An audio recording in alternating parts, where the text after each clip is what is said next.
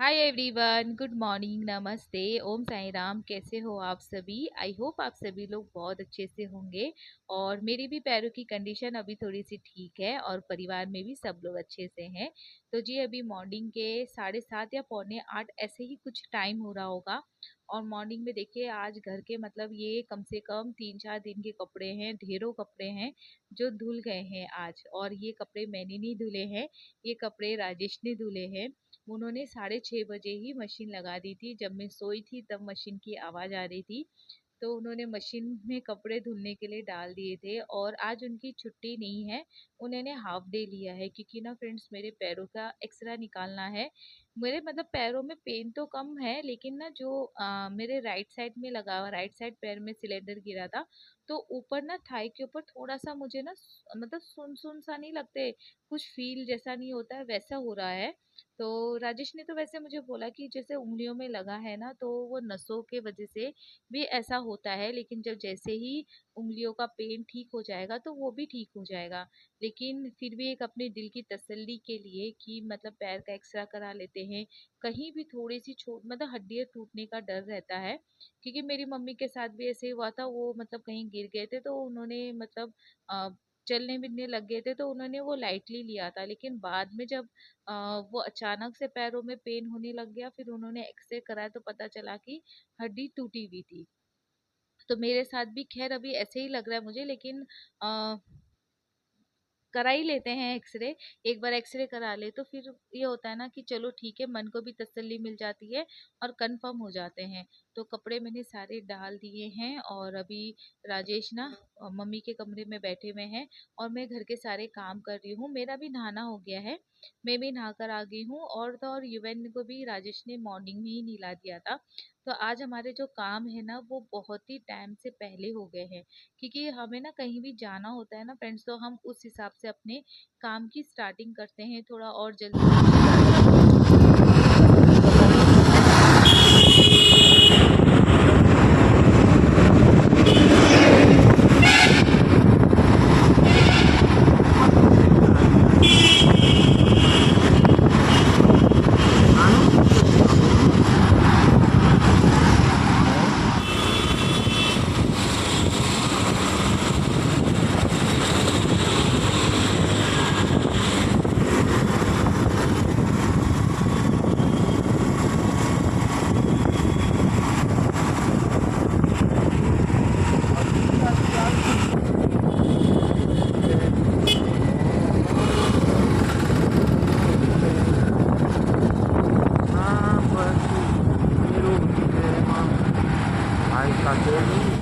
तो बस अभी हम लोग यहाँ पर ना एक मेडिसिन लेने के लिए रुके हैं।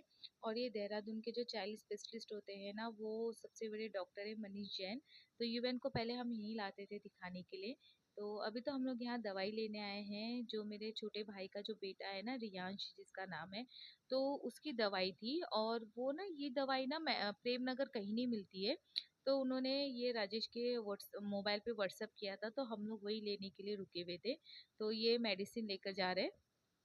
और यूएन कहीं भी जाओ ना तो यूएन मतलब इतना फ्रेंडली है ना फ्रेंड्स ये। अब जैसे जैसे बड़ा हो रहा है ना तो इसकी जो नेचर है वो हमको पता चल रहा है। ये मतलब किसी से शर्माता नहीं है, हर किसी से अच्छे से बात कर लेता है। लेकिन जब मैं इसके स्कूल जाती थी, स्कूल में मैम बोलती ये बहुत शाय है, लेकिन मैं और कहीं भी जाती हूँ तो यूएन बहुत अच्छे से बात करता है। तो बस यहाँ पर हम लोग ने मेडिसिन ले लिए है और यहाँ पे भीड़ इसलिए हो रही है क्योंकि यहाँ पे वही मैंने बताया मनीष जैन जो है उनके डॉक्टर का क्लिनिक भी है। तो बस हमने यहाँ पे दवाई ले ली है और अभी चलते हैं, सबसे पहले एक्सरे करवाते हैं। तो हम यहाँ पहुँच गए हैं एक्सरे करवाने के लिए। और पेन हल्का हल्का सा पेन तो हो ही रहा है। तो थोड़ा सा होता ही है ना मन में कि क्या रिपोर्ट आएगी क्या रिपोर्ट आएगी। और यहाँ पर आके ना फ्रेंड्स मुझे थोड़ी सी ना यादें भी ताज़ा हो जाती है। आज इवन मेरे साथ कैमरे में आ रहा है मेरे जितनी भी प्रेगनेंसी के जितने अल्ट्रासाउंड हुए थे ना वो सारे के सारे यहीं हुए थे। और ऐसे टाइम हुए थे जब कोरोना लगा हुआ था और इतना सुनसान होता था। तो हम लोग इस यहाँ पर आते थे। तो यहाँ पे देखिए यूएन अपना खेलने में लगा हुआ है। तो चलिए यहाँ पे एक्सरे कराया, फिर उन्होंने बोला कि एक्सरे की जो रिपोर्ट है वो 1 घंटे के बाद मिलेगी। तो राजेश ने कहा कि कोई नहीं, मैं शाम को आते समय रिपोर्ट ले लूँगा। और यहाँ पे फेमस मिलते हैं ये छोले कुलचे, जो वहाँ पे एफआरआई के वहाँ मिलते हैं ना फ्रेंड्स, वो मुझे उतने टेस्टी नहीं लगते हैं। यहाँ पे बहुत टेस्टी लगते हैं। तो फिर यहाँ पर हम लोग ने, मैंने ना खैर नाश्ता नहीं किया था, युवन और राजेश को तो करवा ही दिया था। मेरा उतना सुबह सुबह खाने का मन भी नहीं करता है, तो फिर यहाँ पर मैंने छोले कुलचे खाए। युवन ने भी खाया, युवन को भी यहाँ का पसंद आया तो खाया। और यहाँ पे धूप हो रखी है कड़क, लेकिन अब वो बात नहीं रही धूप की, मतलब जो एकदम से उमस कर देती है ना, बहुत अच्छी, मतलब ठीक लग रहा है। ना ही गर्म हो रहा है, ना ही जाए ज्यादा ठंडा हो रहा है। तो ये वाला मौसम ना बहुत अच्छा लगता है घूमने फिरने में भी, और कुछ खाने पीने में भी। और अभी डायरेक्ट इवनिंग का टाइम हो चुका है फ्रेंड्स, और हमारे घर में एक ट्रेजिडी हो गई है। पता नहीं फ्रेंड्स, अचानक से हमारे जो बाहर वाला बाथरूम है उसके अंदर कोई घुसा हुआ है, और हमें नहीं समझ में आ रहा है कौन घुसा हुआ है। एक दो बार हमने लात भी मारी, हमने दरवाजा भी ठक ठक किया, लेकिन कोई खोल नहीं रहा था। और हमारी एक गलती हो गई थी, जो मेरी देवरानी और मुझसे एक गलती हो गई थी। तो अभी मैं आगे आप लोगों को बताऊंगी कि क्या गलती हुई थी। तो यहाँ पर ना, पापा तो मेरे ऐसे ही आए थे, पापा मेरे कुछ काम से आए थे तो वही आए थे। लेकिन पता नहीं कौन था, समझ ही में नहीं आया और वो भाग गया।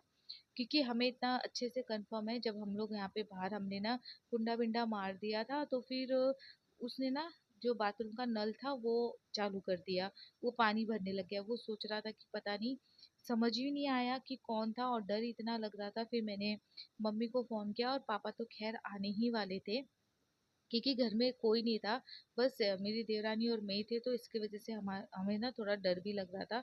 और अकेले हो तो कुछ नहीं लगता फ्रेंड, साथ में हमारे बच्चे भी थे। और हमारे घर के जो उस साइड पे थोड़े दूरी पे टेंट लगा हुआ है।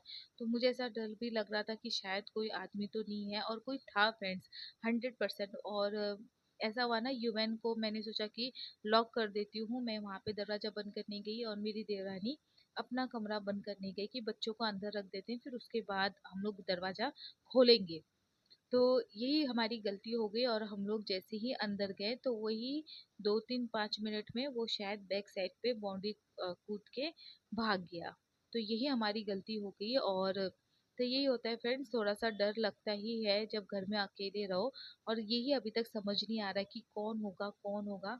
मैं मुझे ये डर लग रहा था कि अगर हम लोग जैसे खोलते भी, अगर उसके हाथ में चाकू हो या डंडा हो, तो इस चीज का भी तो डर लग रहा था।